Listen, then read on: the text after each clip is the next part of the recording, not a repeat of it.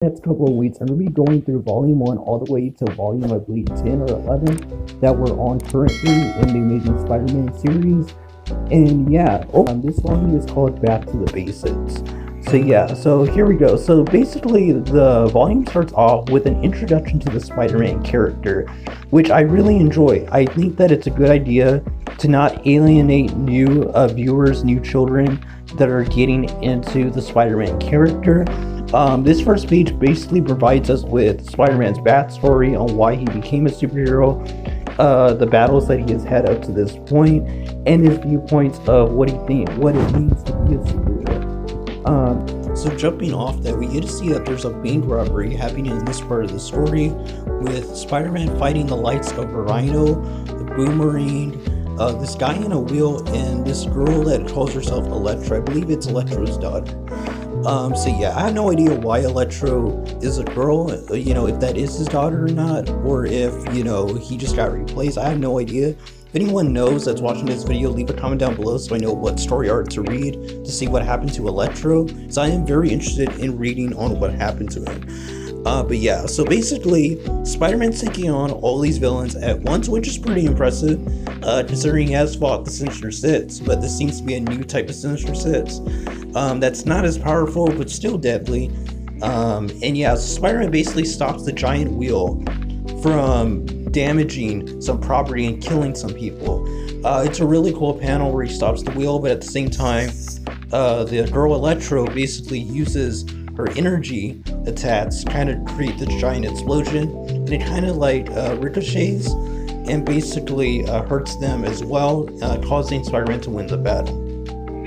Now we get to see that Spider-Man's home life, basically, that Boomerang basically has an alter ego, and he becomes Spider-Man and Robbie Robinson's roommate.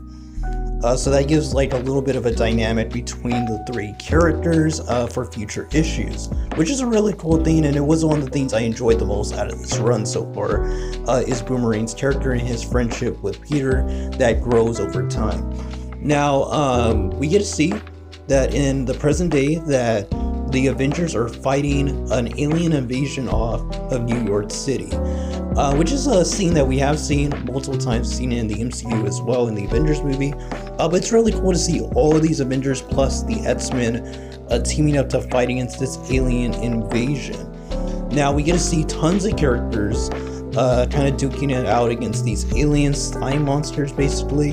And eventually Spider-Man makes his debut, and the reactions of the superheroes are pretty funny in that they're not really excited to see Spider-Man. So that's pretty interesting. I do enjoy the dynamic between Spider-Man and the rest of the Marvel Universe. Spider-Man is a very down-to-earth guy, and he does mix well with the heroes, but at the same time he does feel a little out there compared to the others because he likes to keep to himself most of the time, which makes him a very interesting character. Now we get to see that Wilson Fisk, basically the Kingpin, is the mayor in this run. Now I have read a little bit of the Chip Zdarsky run of Daredevil, and I do know that Daredevil and Spider-Man did have a little bit of an interaction in that series, and Fisk was the mayor in that series as well. So I do like the continuity between the two, and it shows that Marvel really is taking care to make sure that there isn't very much plot holes and that everything connects. So I really enjoyed that.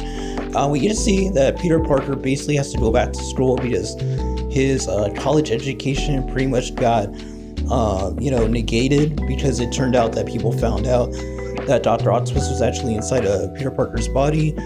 So he doesn't have his education completed, basically, which kind of sucks, but at the same time this gives Peter a down-to-earth viewpoint, basically, for the viewer, and he doesn't make him a super genius compared to Tony Stark, in the sense of success, I guess you could say. So I really enjoyed that. After this, we get to see that the alien invasion is still taking place, and Spider-Man's basically betting it all on going up into the sky, trying to figure out what exactly is happening in the air that's causing all these aliens to come from there. And when he gets up there, he actually hits a giant glass case, and this actually is the place where Mysterio is revealed to be doing illusions to make it seem like the Avengers are actually fighting these aliens when there actually is no aliens at all. And it's a really cool scene where Spider-Man punches his way through and basically just takes out Mysterio and basically saves the day. Now Mysterio gives Spider-Man these words of advice that he just wanted to try something different and take on all the heroes of the Marvel Universe at once, which is really interesting. I really enjoyed this from Ned Spencer because it shows that even a little character like Mysterio, when he puts his head to it, basically could create a threat that got all the Avengers basically fighting together, as well as the X-Men. So I really enjoyed that, and it shows that power levels are not everything in the Marvel Universe, and that some people can be smart enough to really put the world into jeopardy, at least make it seem that way. So I really enjoyed this, and it was some development for Peter's character going forward in the next few volumes and trying new things, basically. After this, we get to see that Mysterio is basically being tried in court, and they're trying to get Mysterio to plead insanity, basically, to get him to not go to jail. Now, Mysterio is not having this. Mysterio is very egotistical, and he wants everyone to understand how great his knowledge is of special effects arts. But I believe her name is the Beetle.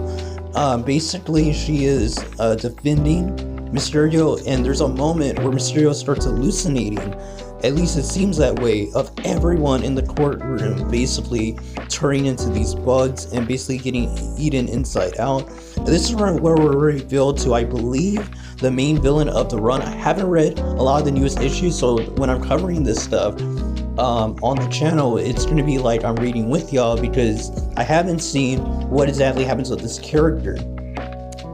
But yeah, so basically we get introduced to this mysterious character that seems very bud-like, and it seems like he uses buds to kind of like devour his opponents. So yeah, this scares Mysterio like crazy, and basically gets Mysterio off on an insanity plea, basically by just showing how hysterical he was after seeing these visions of, I guess, his master, as you could say. And yeah, so basically Mysterio and, the Beetle basically have a pretty good case, and it seems like Mysterio isn't going to be going away to prison, so that leads Mysterio into future story arcs. Now, after this, we get to see that the Lizard, Curt Connors, basically introduces himself to Peter Parker again, revealing that he basically has the ability to morph into the Lizard and Curt Connors basically at will, due to some sort of chip that he was able to put in the back of his neck, which really shows how smart Curt Connors basically is. And I really enjoyed that they played off of his genius intellect in this scene. Now, basically after this, we get to see that Taskmaster and the Black Ant basically sabotage and want to rob basically the stuff that Dr. Curt Connors is working on. This leads Spider-Man to have to think of something quick to change to an outfit, and he unleashes a chemical that actually splits him and Spider-Man separately. So now there's a Peter Parker and a Spider-Man. So Spider-Man makes quick work of Taskmaster and, the Black Ant, and basically reveals that they are indeed separated, Spider-Man and Peter Parker. So what happens after this basically is a viewpoint of Spider-Man and Peter Parker's lives. We get to see that Peter Parker is enjoying his time of just being a regular human with no powers, basically enjoying going on dates with MJ and Robbie Robinson and his girlfriend Nora, while Spider-Man is taking on the Tri-Sentinels. Tri-Sentinels are some of the coolest Sentinels I've ever seen.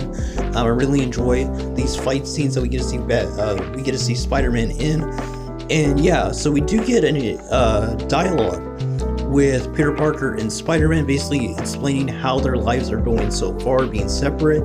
And we do get to see cool scenes like Spider-Man operating a Tri-Sentinel and reprogramming it to be his basically his bodyguard, which is really cool. Now we get introduced to the villain of this story arc, which is Mindel Strom. Mindel Strom, I have not read any other story arc with this character other than this one, but I do want to check out his previous outings, because I have heard he's a pretty interesting character with a unique relationship with Norman Osborn. So I am going to check out more stuff with him and maybe upload it here in the future on the channel. But right now, yeah, Mindel Strom is a pretty smart dude in that he controls a lot of Tri-Sentinels, like a lot. So after this, we get to see that Mindel Strom basically is using these Sentinels to, basically attack New York. And he's not part of the bigger picture, and he's pretty much only relevant in this one story arc, but he's a pretty interesting character, and I'm gonna dive more into him in the future.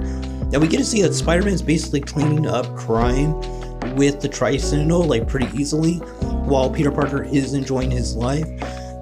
He gets talks with Aunt May and MJ and all the supporting cast. Basically just gets to enjoy his life, but at the same time starts to feel like he's not living up to his responsibility, and that Spider-Man is basically all the responsibility, and that's the part of his character that deals with that. So with them being split, Peter Parker is just enjoying life instead of having these moments where he has to fight for responsibility, which is cool to see, that we get to see these two sides of Peter, and eventually they will come together. So we get to see that the Tri-Sentinels are finally launched out by Mindelstra. Basically, there's tons of, especially with this huge one in the background. And this leads Peter to sacrifice himself, basically, for Spider-Man. Mindelstra, during this time, though, gets killed off by this mysterious villain. Basically getting eaten alive by these centipede-like monsters, it seems, by the Shadow that we get to see. A horrible death.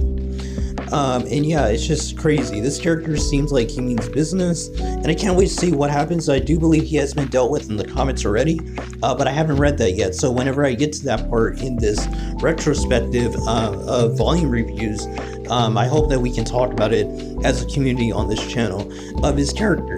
But anyway, going back into the story, basically, like I said, Peter Parker basically sacrifices himself for Spider-Man, and this leads them to have to fuse again with some sort of an electric device, some device that he got from Kirk Connors, I believe.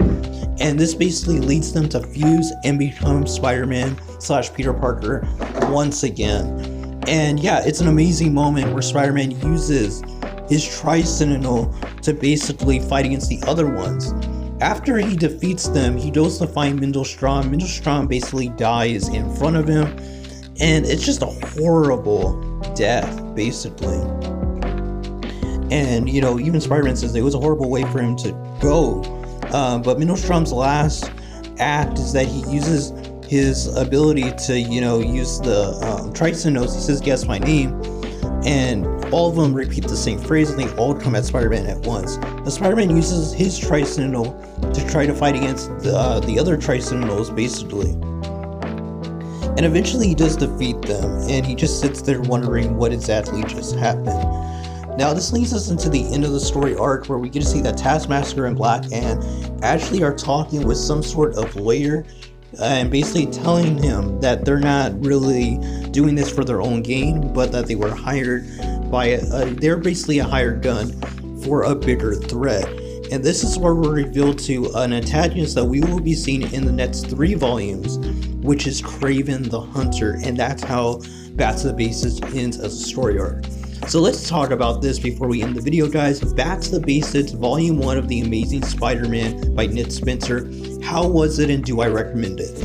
Overall, I think it's important, as always, if you see my other reviews, when I talk about a first volume or a first issue, just in general, a beginning of a story, I think it's important to remember how hard it is to begin a story, and that you can't expect it to be full cylinder right away, because you have to introduce the characters, you have to introduce their motivations, you have to get people to care about these themes. So overall, as a beginning story, is it good? Yes, it is a good story. I would say that there's some things that could have been improved on. Overall, the action scenes could have been better.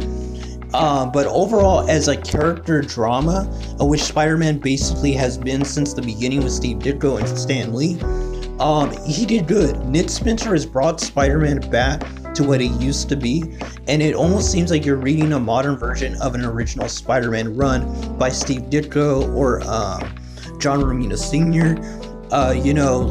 This is some really good stuff by Ned Spencer, and it just gets better the more you get into each volume. That's just how this run has been, and I've heard a lot of great things about the last 3 or so volumes that I haven't read. So yeah, I'm gonna be hoping that really reaches high heights, basically. But overall, Back to the Basics is a good story. It's a good start to the Amazing Spider-Man run by Ned Spencer. I do recommend you check it out. Like I said, I think it's a series that you need to stick with it. And I am going to be reviewing each volume in a row, in order basically. So if you're into this, or if you check this book out and you want to read more of it and see my thoughts, be sure to subscribe for that. I'm going to be trying to upload at least 2 volumes a week, or maybe 1 volume a week, until we get caught up to volume 10 or 11. Whereas at that point, it'll be only when the volumes come out that we'll get a review out. But yeah, that's going to be it, guys. If you're new to the channel, I review Marvel, DC, and I'm going to be jumping into Image really soon in the next few weeks. So if you're into any of those companies, any of those series, because I'm going to be doing a ton of different, series retrospectives, basically reviewing all their volumes. Yeah, it's going to be amazing. We're just going to keep trying to grow the channel and just keep reading comics because it's awesome, guys. But that's going to be all, guys. Until next time, God bless you. And remember, guys, until the next lesson, keep on reading. I am who I'm meant to be. I am who I'm meant to be. Over and out again. My future needed clarity.